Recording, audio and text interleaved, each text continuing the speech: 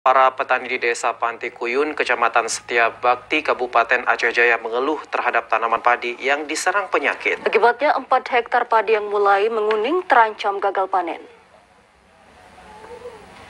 Jelang musim panen, tanaman padi di Desa Panti Kuyun, Kecamatan Setiabakti, Kabupaten Aceh Jaya justru diserang penyakit. Akibatnya padi milik petani setempat terancam gagal panen. Serangan hama yang dialami oleh para petani di daerah tersebut baru kali pertama terjadi. Hama ini menyebabkan tanaman layu, kering, mati, bahkan butirnya juga kosong. Berdasarkan data dari kelompok tani di desa setempat, jumlah lahan sawah yang saat ini mulai diserang hama ada 4 hektar yang memasuki masa panen. Sehingga tidak sedikit dari petani setempat yang memanen padinya lebih awal meski hasil panen dan kualitasnya menurun.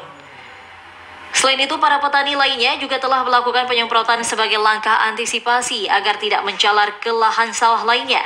Namun, serangan penyakit juga belum berhenti dan semakin bertambah luas.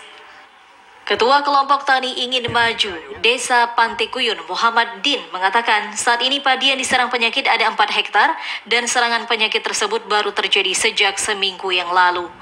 Menurutnya, serangan penyakit yang menyerang tanaman padi di kelompoknya juga telah disampaikan ke pihak dinas terkait, bahkan telah turun ke lapangan untuk melihat langsung kondisi padi petani yang ada di daerah tersebut. Kada berkawan.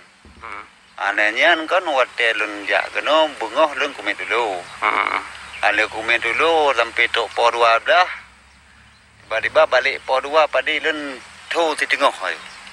Berdasarkan informasi yang didapatkan dari Kepala BPP Setiabakti, untuk serangan penyakit yang menyerang tanaman padi milik petani Desa Panti Kuyun jenis penyakit Next Blast. Akibatnya, padi yang diserang penyakit tersebut bisa mati, layu, dan butirnya kosong. Dari Aceh Jaya, Musliadi, TVRI Aceh melaporkan.